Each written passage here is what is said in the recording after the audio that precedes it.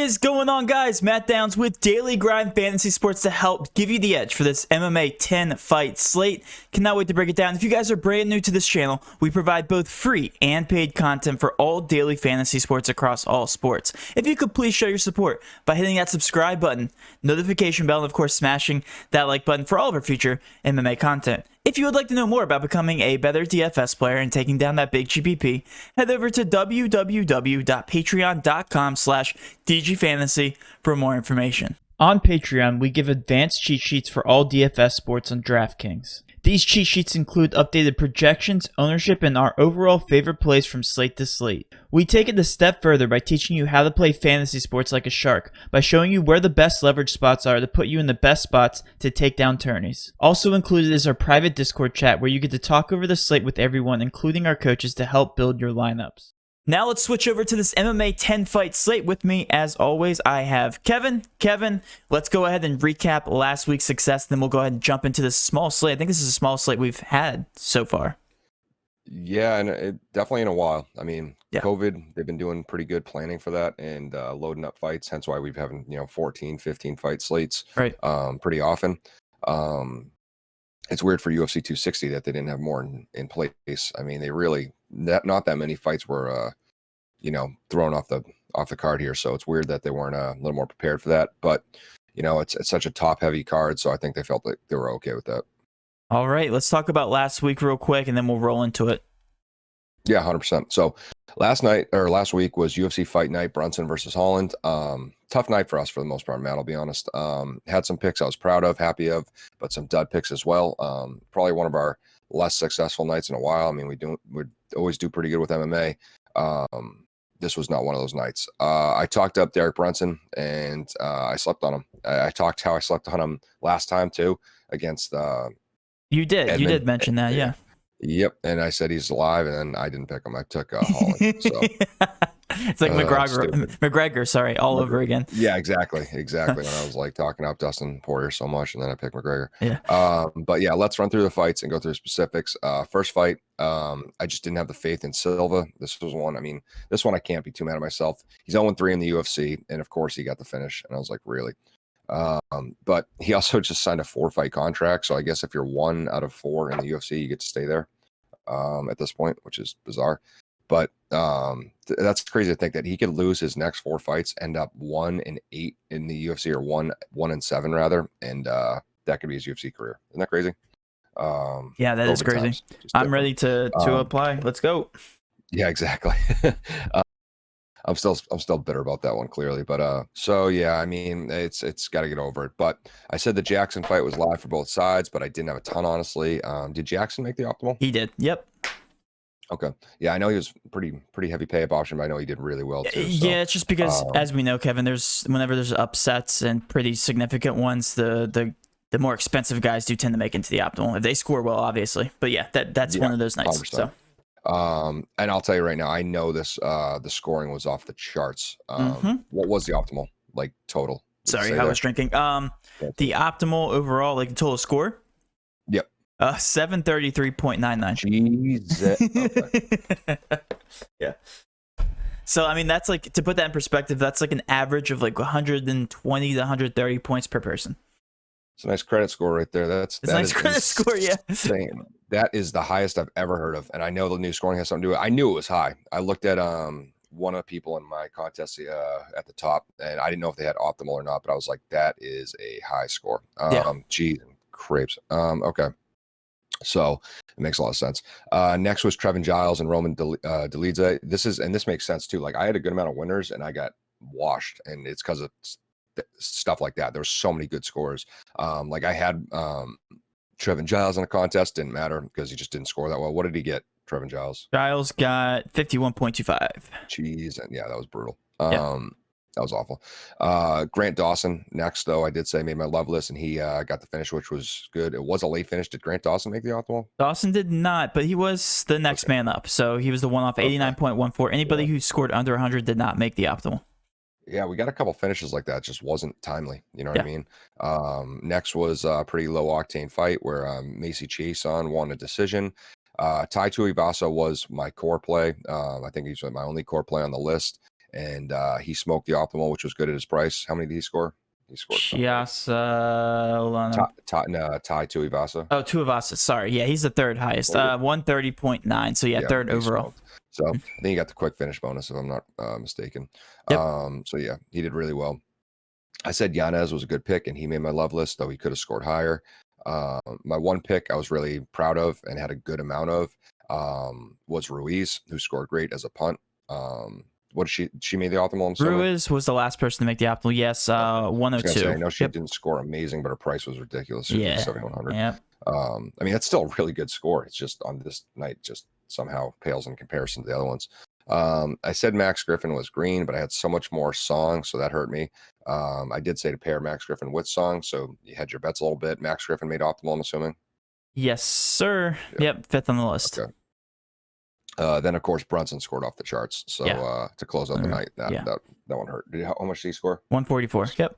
Jeez, that is so this is a ridiculous night. Not a great night for us. Now by standards. But again, it's another way that we were trying to get contrarian during the video. Like you talked up these guys. You didn't give anybody a red light. So again, I always try to give you as much credit, and you have to take stances somewhere. The optimal was $49,600, guys. Also, I saw a stat that 77%. You have to listen to this stat, Kevin.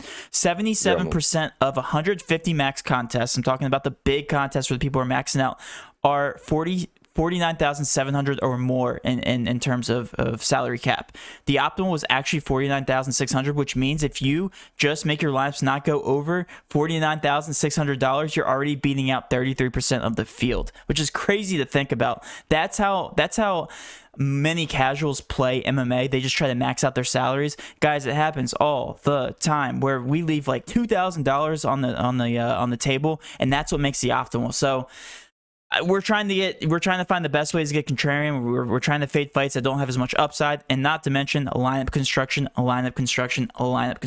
every single time. Kevin, we always look at the optimal and we're just like, what? How did we come up with that lineup? No, I was gonna say, always happens. You can't just, I know it gets tempting. And double ups, if you want to like really get close to that 50K mark. Double ups are the only time we should do that. Yeah. 100%. But I mean, in tourneys, like I can't tell you, man, how many times I even like everyone falls in the trap. You want to use your money yellow. Like I have $1,100 on the table. Like, is this right? But you know, I do it all the time. I make sure I start my lineups with money on the table. So I make sure I almost like get the tough part over with, because I know no one likes doing it, but you have to. How many, especially in MMA, where 77% of the public, guys, that is insane. You already are beating out, and I said 33. I'm sorry, it's 23%. That you're already placing in the top GPP percentage. So guys, there's so many ways to get contrarian. And I'm going to put it like this, Matt, and this will make it easy, I think, for people to understand. Okay, say you had $8,500 left, and you're looking at a fight between a guy who's 8,500 and 7,700. Okay, how many times are you gonna pay for the 8,500 guy? So, I mean, when you have $8,500, you're going to do exactly. it, right? But say you didn't, and you take the 7,700 guy. I mean, what is it? I don't know the exact percentage, Matt, but I'm sure you can look at. Let's check. You have the sheet right there. What is the win percentage chance for Modestas Bukauskas right now? Modestas for this upcoming fight. Oh, upcoming. Hold on, let me switch. Hold on. On 260. I'm sitting here looking at the old slate. I'm like, he's not on here. What are you talking about? Modestas. His win percentage is 43%. Okay. So we're talking about the difference, okay, on this is just Vegas odds again. Obviously, we like to use leverage here. It's not just as cut and dry as looking at an odds or win percentage. I know where you're going. That's my point. That's $800 off the table, and you're thinking, I got to go for the heavier guy.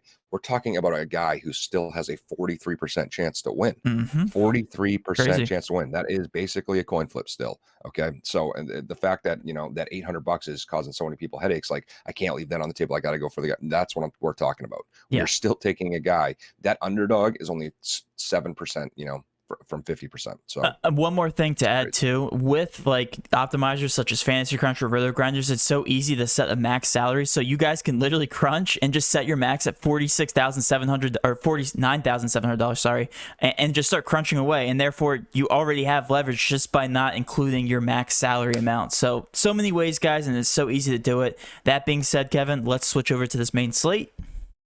100%. So yeah, this fight did have a ton that got shifted or cut already. Don't like to hear that. Granted, but I mean, like I said, they should have prepared more, and there wasn't really that many to start with. But But yeah, there's still some good bangers on this, so I'm not too upset about it. But let's start out with Marc-Andre Barriault versus Abu Azaitar. This fight's okay. I see potential, especially when you look at both of these fighters' careers as a whole. They both have a ton of finishes and success outside the UFC, though the Octagon has been slightly different story for them. Barriault, he's 0-3-1. I would count him out usually, but after the Silva fight last time, did Silva make optimal? I can't remember. He did. Did we say he made optimal? Okay, yeah. So if an 0-3 guy can make optimal, starting the card off last time, and that really pissed me off too because that was the first fight of the card. So I'm not going to fade Barriault. I just won't because of that.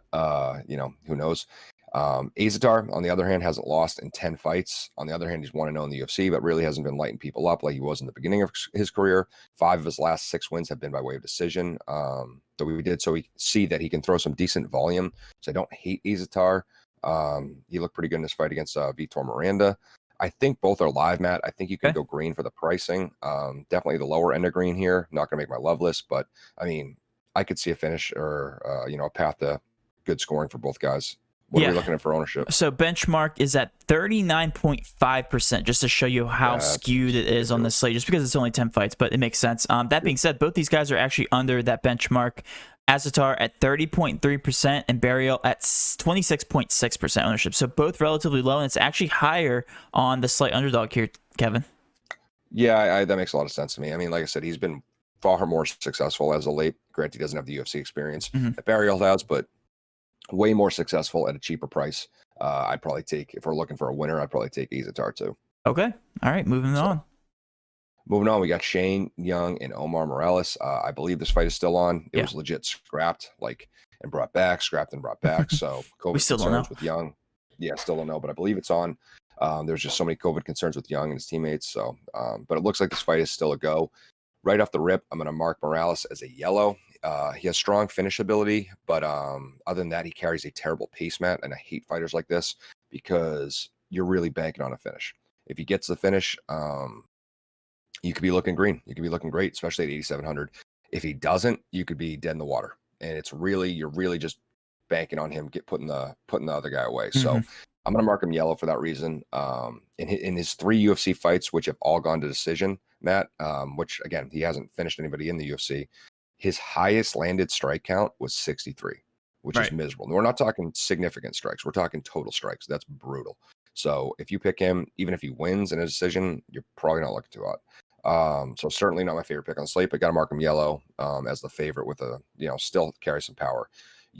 Shane Young, on the other hand, is a little more live in this one, and you can mark him green, Matt. There's a ton of awesome pay down. There aren't a ton of awesome pay down options on the slate, rather. And I do think, he has decent. What's the one potential here? It's a perfect example of what we're talking about. Yeah, 39%. So it's pretty 39%. Close there.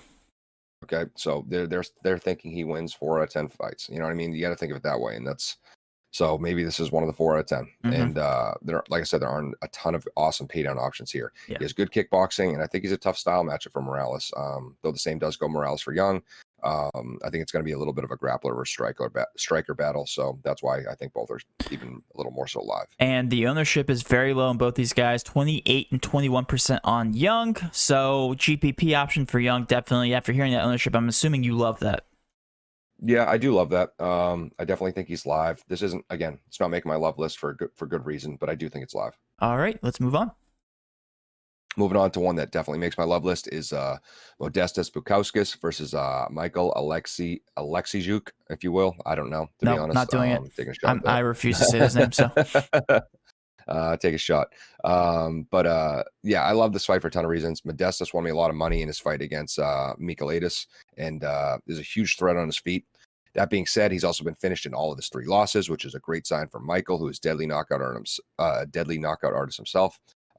One hand washes the other here, though, as all of Michael's 4 losses have come by way of finish too. So these guys are just glass cannons, Matt. It's pretty cut and dry. Awesome pricing, big finish chance, -175. Like I said, they're really big glass cannons, and to not include this fight in a 10-fight player pool or a 10-fight slate with only 20 fighters on the card would be absolutely ludicrous. So as to a favorite, I really don't know.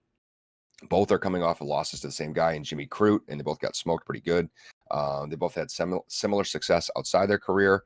I've liked what I've seen from Modestas for the most part, but you know, he's definitely shown some woes as well. So I think this one's pretty 50-50. Yep, it looks like, and the ownership is actually very high on Michael, 42.6%. So that is the, let me make sure I'm fact checking, fourth highest on the entire slate, Kevin. Modestas, 23.4% ownership, so very, very low. Do you see leverage potential here? What is Modestas again? Sorry, 23.4. No, you're good.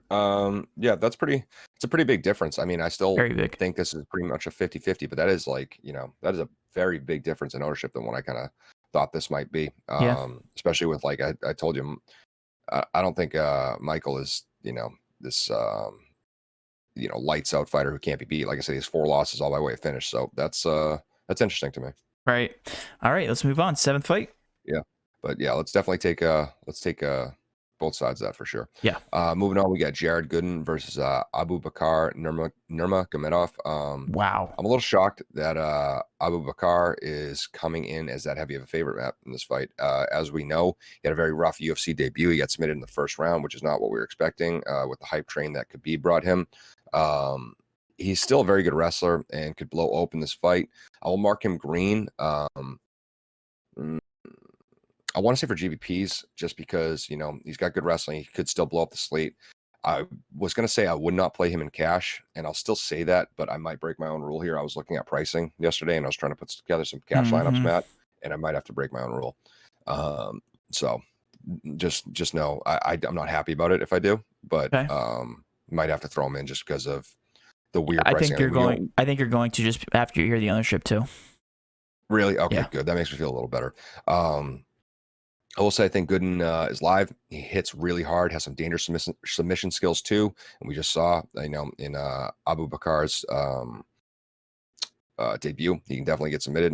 He gets a little, you know, I don't want to say wild with his wrestling, but, you know, definitely put himself in danger. And I thought, you know, Gooden looked pretty decent against Alan Juban in his UFC debut, but his gas tank does worry me a little bit. Hence why he's green and not necessarily Loveless material. Abu Bakar at 30.1% ownership. Very, very low, just in general. Gooden at 19.5%, so I'm assuming you love both sides for leverage. Yeah, damn. I thought you were going to say he was higher, and you could lock him in for cash. Oh, no, not that. Yeah, because I'm a little bit, now I'm more scared. But, you know, it's fine. It's fine. I definitely think both sides are green for GPP. Makes a lot of sense for both sides. I could easily see, you know, Gooden could knock him out. Gooden could catch him or win, I guess. I mean, I would be surprised. I'll be just on talent level if Gooden wins a decision here, especially seeing his gas tank and just style matchups. But that being said, Abu Bakar could easily clear that price point with his wrestling too. So. All right. But yeah, let's move on to a fight I love, Matt. I absolutely love. I'm very interested to hear this because the ownership is so weird on this fight. Just after looking at the win percentage and everything. Okay. So weird. That surprised me. I like that. I'll tell you this. I can't friggin' believe that Menafield Knight is off again. I am a sad boy because of it. At least we have half the fight still with Alonzo Field, though admittedly I do like Knight a little more being a New England guy. So it just sucks. This fight's been canceled twice now, and I'm just a super sad boy. But I do still like Menafield. He has huge power. Can knock out a horse. I don't like his gas tank, but that's okay. I don't think that'll matter too much here. His price, I believe, is staying at 8,100, which makes him an amazing GPP pick. And even for cash, Matt, he's one of those people I'll probably throw in for cash too. Fabio is actually New England native, interestingly enough, and I think he has a great style to counter Menafield. He's a very dangerous grappler, and I could see him posing some problems for Alonzo if he gets him to the ground. Gun to my head, I still think Alonzo sleeps him. Yeah. I will say, this is interesting, Matt. Then this is something we need to consider. So 99%, whatever, 90-something% of UFC fights, if you look at their combined ownership and their salary total, it's 16,200.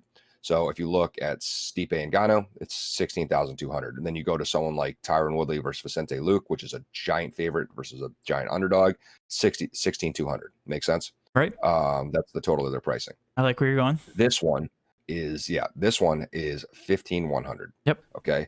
This fight should absolutely, and the finish should absolutely be in the optimal. Yep. So I think you got to go 100% in on this fight.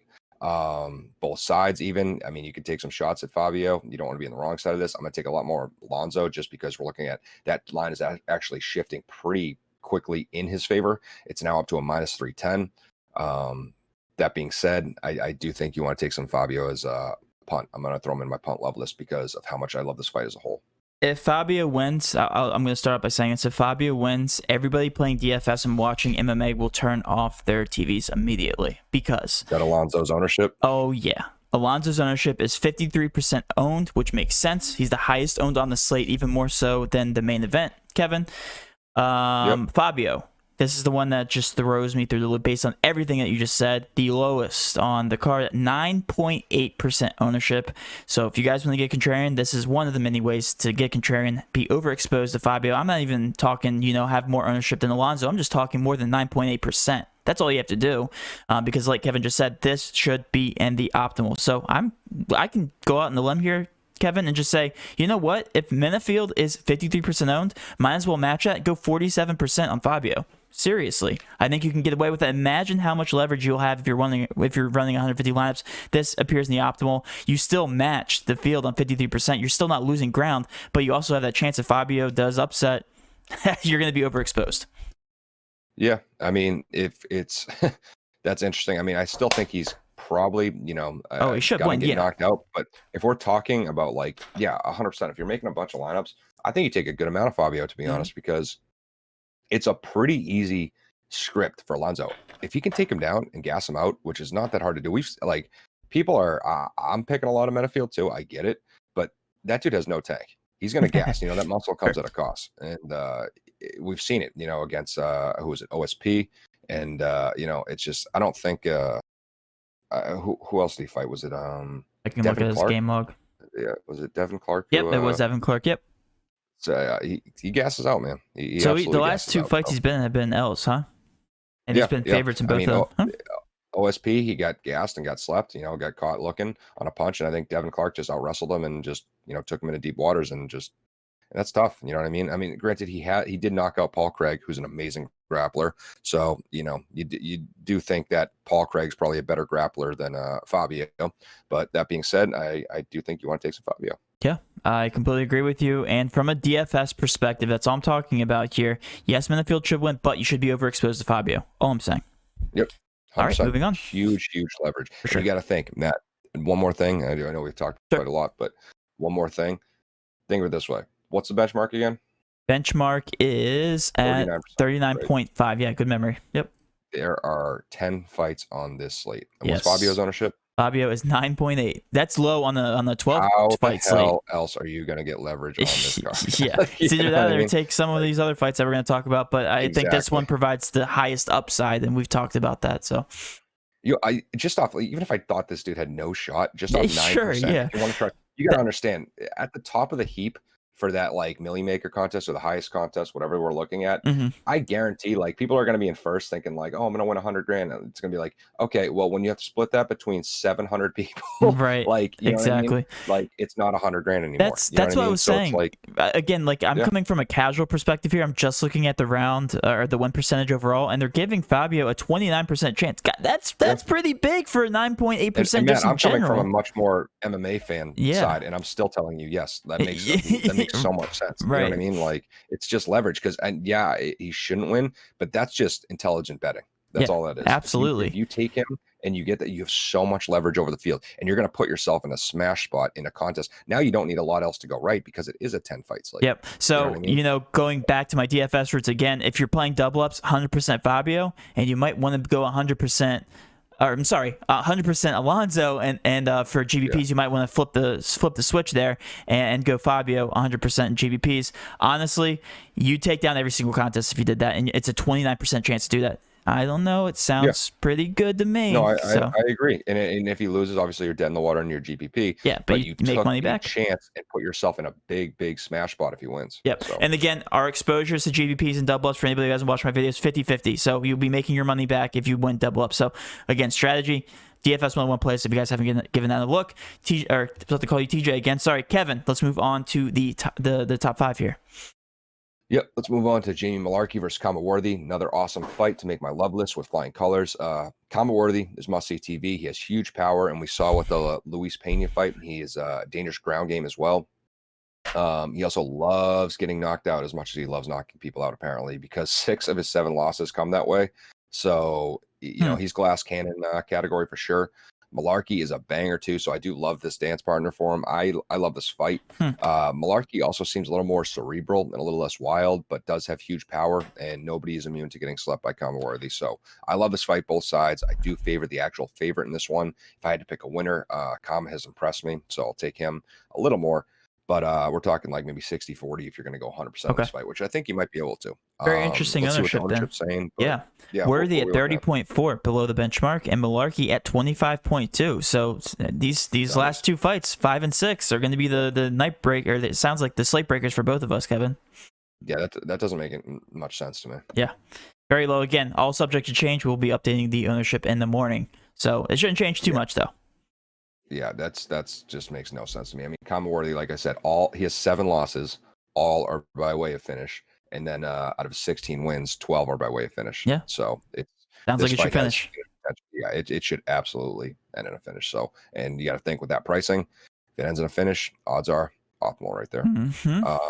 So yep. Sometimes it is that simple, Matt. A lot of times it's not. A lot of times you got to look at specifics, but sometimes it's as simple as, is this fight going to end in a finish? Right. So that one should.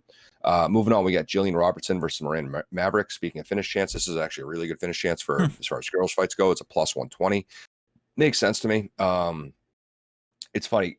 Most girls who are very good finishers, Matt, usually are grapplers. You know what I mean? So you've run into this issue all the time where you have 2 girls who are just 90% of their finishes are grapplers, and that's by submission. And this is one of those situations. So not the most prolific knockout artists in the world, but both, could find something. It's interesting. You never really know what's going to happen and we've seen this happen again, Matt. This has happened so many times. Anytime you see a finish chance like this, it's usually you look at their fight report cards, and it's like you'll see that they'll be like 1 knockout, they'll have 10 wins, and it'll be like 1 knockout, 2 decisions, 7 submissions. And it's like, okay, that makes sense. And these girls are pretty much like that. And we don't know what to expect. Sometimes that means one kind of like I'm trying to think of a politically good way to say this, but nothing's politically correct anymore. It's fine. One will big dick the other, and she'll take her down, and show like I'm a better grappler than you, and that's that's what usually happens. Or both of them are like, you're a good grappler, I'm a good grappler. Let's stand up and throw hands. Right. And so it's hard to see which way this is going to go. I really don't know. I will say screw the pricing and the line. I think this is a 50-50 fight. You can't tell me Vegas almost agrees with you, so. Really, you just can't tell me through Invicta and through her one UFC fight that Maverick should be this heavy of a favorite. I mean, I think she's very good. She looked awesome in her fight against Liana Johua, but Robertson could easily blow this up. She's an awesome fighter, Matt. I mean, she has 9 UFC fights, and she's been in there for 4 years now. She's had some impressive moments. Very good grappler. Good scoring, by the way. That's why she gets submissions, man. She gets them all the time. So I think this is on a short slate. Both of these girls are green. I can't say it's going to be Loveless, but this fight making optimal would be the least surprising thing to me. Okay. Well, after hearing that, both very low owned. Yet again, this is the last fight before we get to some high ownership. 35.7% for Maverick, and then Robertson 25.4%. So it seems pretty straightforward as in terms of the ownership. Yeah, it's just tough to see where this fight's going to go. I love these situations, and I hate them because I don't know. It could be like, a slowed down grappling affair. It could end up in a submission that way, though, which would be great. It could be one girl, dominating the other, taking her down, and then just peppering her. It could be them standing. So there's a lot of variables here, but a couple of those variables do lead to an optimal finish. So, alrighty, it looks like we're getting to the end here. Sean O'Malley. Yep. Let's Sean O'Malley and Thomas Almeida.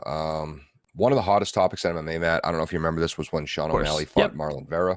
And then that, I'll tell you, I was, again, maybe it was recency bias because I like Sean O'Malley and I had him in some contests.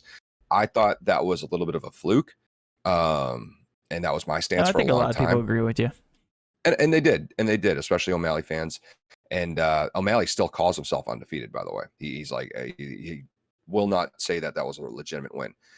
But the thing that's weird to me now is O'Malley still calls himself, like I said, undefeated, but he admits that Vera kicked him and caught some of that peroneal nerve, and just thinks it was a 1 in a million shot. He's like, he didn't mean to catch his big toe on my peroneal nerve, and gave him drop foot. It's called some like weird phenomenon called drop foot. Yeah. And that's what caused him, not to be able to move his foot. But my thing's this, and this is where my opinion's changed, Matt. Who the hell cares? If the kick caused the injury, who the hell cares what exactly was going on or what he was going for? Half of heavyweight fights are just two giant dudes throwing lunch boxes at each other and hoping something sticks. Right. Like, that's just, and they're not like, you think when Ngannou's, when he's like, I'm going to hit that perfect temple with no, he is just swinging and knows that you're going to fall over. Let me calculate this real quick before I punch. Yeah, exactly. Like, so that's why I'm like, I know it's more technical than I'm giving it credit for. Yeah. But it's just, I've never, I don't know. I've been a wrestling coach for 15 years, wrestled my whole life. And it's just like, I've never seen a kid, beat a kid and be like, oh, well, that wasn't what he was going for. Right. It's like, what? It's with every sport. You shoot a basketball. Are you going to calculate it's going to go in every single time exactly. unless you're Steph actually Curry? Hit the backboard and it drops in. What are you going to be like, take it back? Like, exactly. It's not like exactly. That's just not how this works. So no. I don't know. I love Sugar Sean. I was agreeing with him for a while, but I think I changed my stance a little bit here. It's a legit loss in my book. But anyway, just had to cover that. It's a large topic conversation. That was the last time Sean O'Malley fought. And now some people turn off the video and they start roasting us in the comments. All right, go ahead. Yeah, and I'm a Sean O'Malley fan. So this is a Sean O'Malley fan saying he lost. So, but I do think he's back in business and is probably the best pay-up option on this card. He's still elite and an amazing striker. Should hit value even at a steep price. He always does. I will say Almeida is a great punt and will make my love list too. He hits super friggin' hard, Matt, and is a very good fighter, in my opinion. He's on a tough losing streak. He started off 21-0 in his career. Now he's 22-4. That sucks. But those losses were to super legit guys. 3 of those were to Cody, Rob Font, and Jimmy Rivera. So I think he's still elite. He hits so friggin' hard for this weight class, just like Sean. And I think he's absolutely a live punt here. Absolutely. Okay. Sean O'Malley, the second highest owned on the entire card. By the way, we've had 2 guys now that are the highest owned besides the main event. That's actually pretty crazy to see. Anyway, Sean O'Malley, 49.1%. Almeida, 10.8% ownership. So comparing that to Fabio, I mean, it's pretty much the same exact thing. Literally, in terms of ownership, it's the exact same scenario. Imagine if Almeida and Fabio win. Like, how many people have that this combo? Is a little different. This is a little different too, because Sean's better than Alonzo Menifield, but Thomas Almeida is a good fighter. He's a damn good fighter, in my opinion. I think this is a very high level fight, and I have high opinions of both guys. I do think Sean's better, but not to the confidence point where, especially with Almeida's style. I mean, he can kick legs. He can kick him. I was literally about to say that. And Almeida can also put the lights out up top too. So that's interesting. All right, let's move on to the final 2 fights. I don't want to overweight on Thomas, making me think about it. But moving on, we got oh my god, I need Tyron Woodley to just retire, Matt. Dude gives me so many headaches. I used to like him. I'm always gonna ride wrestlers. I like him a lot, but I promised myself I wouldn't throw. She does say that. I promised myself I wouldn't throw him in my love list after this, after his last fight. I can't keep doing this to myself. I do think that context is important here, though, and you got to understand that Tyron Woodley, granted, his last 3 times, man, I don't know, he's gotten dominated. I don't know if you remember his last fight was. I'm looking at I remember a couple of them. Yeah. The last one against Kobe was when we had one of our Patreons, the one win like 50 grand. Wait, he was a favorite versus Usman? Yeah, yep. He was the champ at that point. He was the champ. Usman was, up and coming. Okay. And that was the first time we were like, so Tyron Woodley, good D1 wrestler, All-American, and Usman put him on his back 100 times, and everyone was like, he smoked him, Matt. Yeah, smoked him. I can see that. It was ridiculous. And so then we're like, okay, that was kind of weird. Then he fought Gilbert Burns, and Gilbert Burns, who I think is good, but not on the level of Usman, smoked him. And we were like, okay. And then Kobe fought him, who again, at this point, now you're like, okay, Tyron Woodley kind of sucks, and Colby's very good. Smoked him, and it was just like, geez. So it's really hard to picture what level Tyron Woodley's at. I think Vicente Luque is it a confidence good. thing? It looks like he was scoring very well and putting up some good. A lot of people think fights. he's just got a foot out the door. He started doing like you should go listen. He actually has some rap albums out, and they're absolutely priorities. Miserable. Okay. And yeah. So he's trying to get into acting too. I mean, I remember, I think it was Joe Rogan talked about it. He said, he's just got a foot out the door. He's got his he's in a different space right now. They said that's what happened to Ronda Rousey. She was doing acting, and she wasn't training as much, and that'll happen if you don't. I'm a big proponent of if you don't rest, you rust. So I mean, if you rest, you rust. So if you take time off and all that stuff, you lose that pep in your step, you lose your timing, and maybe that's what happened to Tyron. But so I don't know what to say, Matt. Vicente Luque, I think, is a very good fighter. I have a very high opinion of him. I still think he's just a little tier below the previously 3 mentioned guys in Burns, Usman, and Kobe. But he is very good. I don't know, Matt. Do I bite the bullet and take Tyron again and just say Tyron Woodley at 7,100 is just still so tempting. I've seen the guy so weird, do amazing things. He still has the talent. It's there. It's just, is he just too far gone now? I don't know. What's the ownership here? Is it Luque? Is that how you pronounce the last name? Okay, 41.4%, and then Woodley at 14.8. So it's just like night and day between the two ownerships again. That one's just like, I hate it. I hate it so much. I don't know, man. Vicente's gonna be a big problem for him. He does carry tremendous power in his complete fighter, but I just have it in my head that somehow in a 3-round fight, this is also Tyron's, I think, first 3-round fight in was his fight with Kobe 3? Yeah, it was 5. Yep. 5. Okay, so this is his first 3-round fight in probably, I don't know. Let me check that real quick. Hold on, I can tell you. It's the first one and since 2018, September 8th of 2018.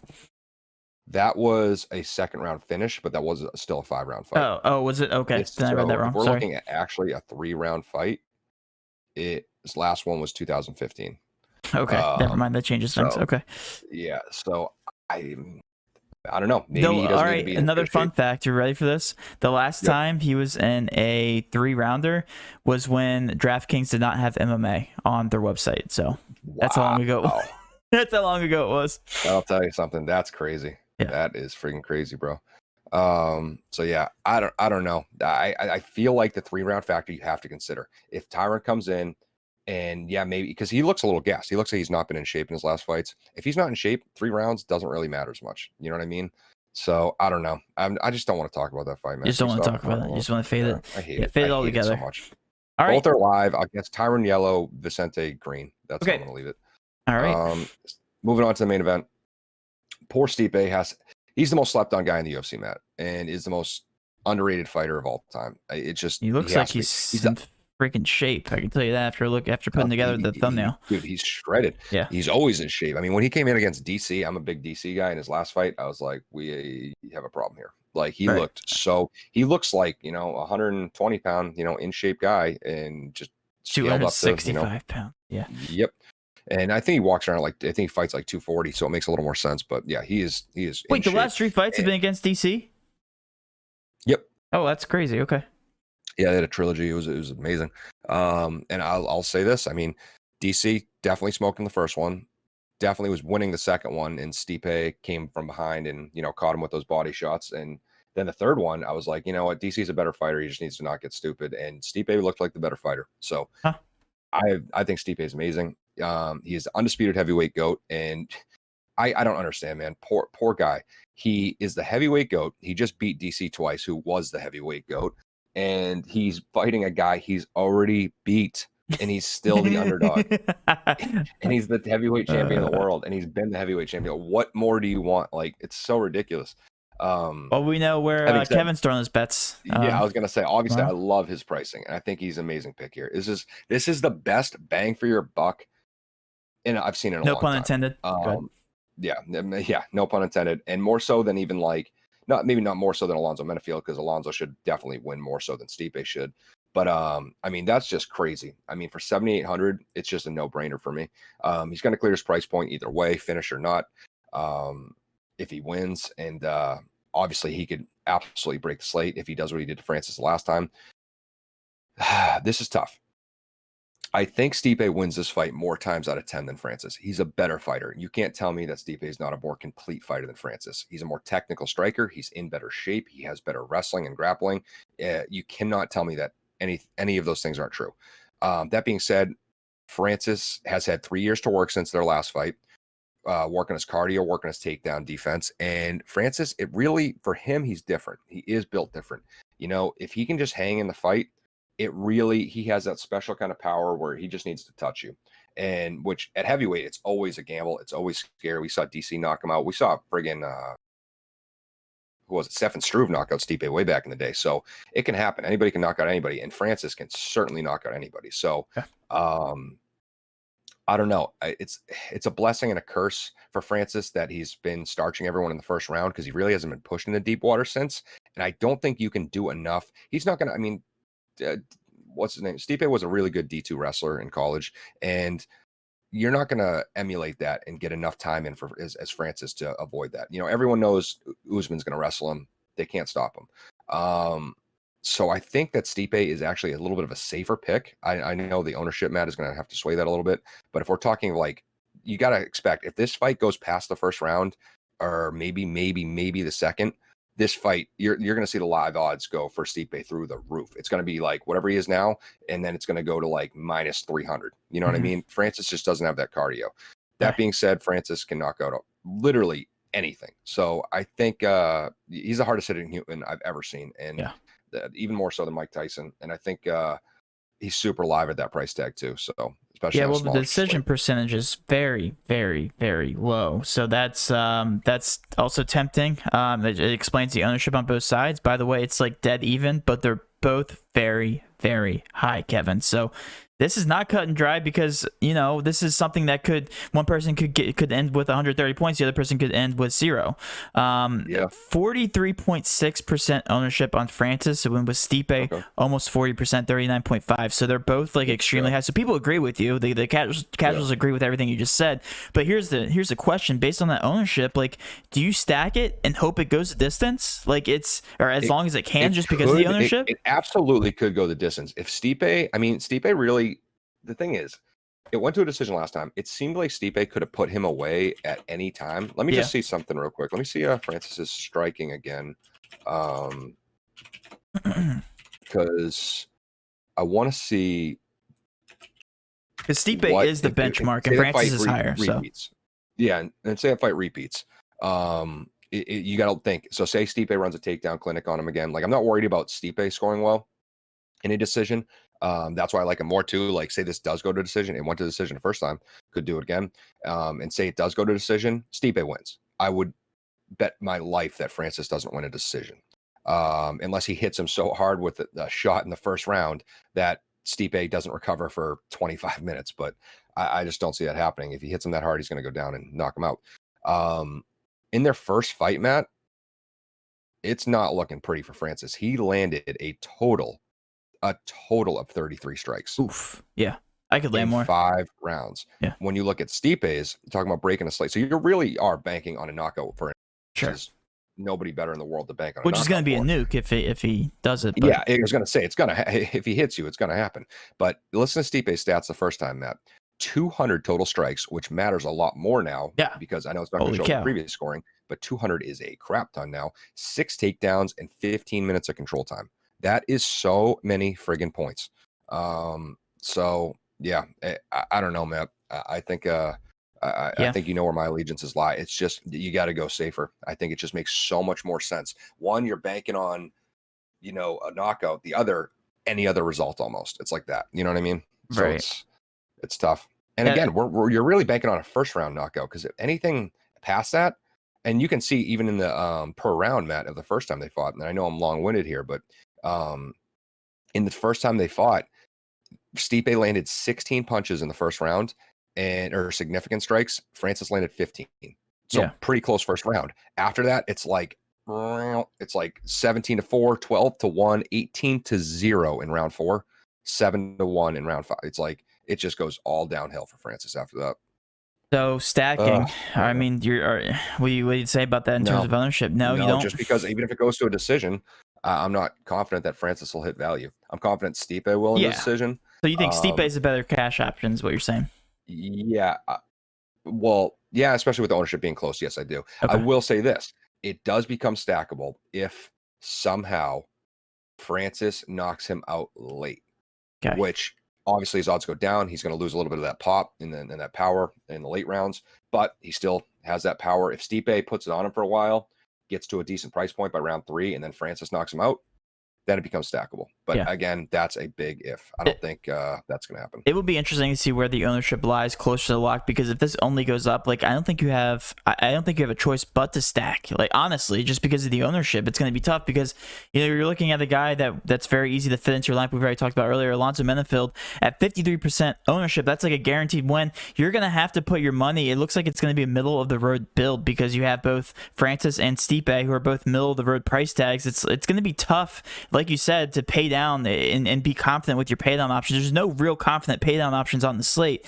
It's going to be tough. So it's almost like DraftKings is forcing you to stack that fight, at least in cash. But yeah, you're totally right on one side or the other here. Stipe, if he runs the clinic like you talked about, he's gonna be the highest scoring person on the slate by far. So I wish Francis did just better in their first fight, but like I said, 33 total strikes. Yeah, it's not appealing whatsoever, right? In 25 minutes, that's almost unheard of, Matt. Yeah. That's like just getting Was he doing it with his eyes closed? Like, that's a better question. Yeah, I'm telling you, man, that's what I don't quite understand. I have a high opinion of Francis. I think he's an amazing striker just because he hits so friggin' hard. Yeah. But at the same time, it's like I don't really understand. The I odds, don't right? understand. Yeah. It's almost like they should be flipped based on what you said. Yeah, this wasn't a close fight first. It was a shellacking. Right. You know what I mean? Like, I don't understand. But I don't know. Vegas knows something we don't know. Maybe steroid. Hey, I don't know. I'm just speculating. All right. Francis Anyway, could catch him. Yeah. But yeah, let's go down to close this out, Matt. So yeah, core play fights. Core play / fights that I want to target is Francis Stipe. You need to take one in cash and GPP. You need to take one on every contest you do. Yeah. On a slate this small, Matt, there's just no way. I don't think this main event doesn't make the optimal. Sure. Like I said, I think the only way somehow would be if like Stipe puts it on him and Francis gets like a 3rd round knockout after getting dominated, because that 3rd round knockout is not going to give him enough pricing. You know what I mean? He'll still finish with like 60 or 70 or something. And that's how, but that is less than likely. GPP plays, I like Modestus versus Michael. 2 glass cannons who swing for the fences at great middle of the road pricing, as we talked about. Alonzo Menefield, huge power. We know he's in a huge smash spot, Matt, because of the opponent change. Again, you get an 8,100 minus 310 favorite. Ridiculous. Yep. Malarkey versus Worthy. 2 heavy-handed guys. Another one with awesome pricing, Matt, and I love the ownership you told me on this. I think this one is being undervalued. Yes, it is. Sean O'Malley, great pay-up option, and this fight should end in a finish. $9,200, but he clears that price point usually. Punts, Fabio, good style matchup, and I want 100% of that fight, man. We just talked about 9% ownership, I believe, on him. Yep. So yeah, we want to hedge that a little bit. That is huge leverage against the Titan that will be Alonzo Menefield. He's going to be like 60-something% at least. Yeah. So I think that's huge leverage, and just from a betting standpoint, it's just somewhat high risk, but huge reward. So and on a slate this small, again, you got to think again, what are we doing? Like if you're putting money down and you have Alonzo and he wins, that's great, but you really aren't giving yourself leverage, and you can tie again. We see it, Matt. I had a contest the other day where I thought I was doing awesome. I think I came in first, and I tied with because it was a short slate. I tied with whatever X amount of people, where it was like, it was still great, but it was like, yeah, he almost became a double up at that point. I was like, what the hell? Like, you know what I mean? Like I'm banking on coming in first to, triple, like, whatever. 100 times. X amount of times, 50 times, 100 times my buy-in, but now I doubled or tripled it, and it's like awesome. Yeah. You got to get different somewhere. So got to get different. And then Almeida, I think he's another one to get different. You said he's only like 10%. Yep. And I do have a high opinion of Sean O'Malley, but I do think Almeida has all the chops to put him away. So for our Patreon members watching this, if you guys are not overexposed to Fabio or Almeida, or both. Actually, I actually highly recommend both. You're getting banned and kicked out of the Discord because we don't know how many times we need to drill this into you guys' heads. We need upsets to happen. There will be an upset that happens. All these very good punt plays, there's a ton of them. They're carrying very low ownership. They will break the slate wide open. How many times have we seen it, Kevin? We see it practically every single slate now, even on the short slate. Something will happen, even if it's like a 8,400 guy or winner, like just randomly out of nowhere, just dropping 150 point. Like perfect example, that Silva last fight. Like, you never know. It's gonna be someone like that, like 0-3. Like, yeah, sports are sports. At the end of the day, even if it's fighting, it's a little more predictable. You'll have someone like 0-3, like Marc-Andre Barrial, that 8,200, come in and just put on a clinic and he gets 140, and you're like, well, that's a tough way to start the slate if you don't have them. So right. All right, guys. Well, that will end our breakdown. We gave you a lot of analysis, 47 minutes long, and on a 10 game or so. Hopefully, you guys did enjoy it. If you did, please do hit that subscription button, notification bell, and of course, smash that like button for all of our future MMA content. With all that being said, have a great rest of your day. Let's cash.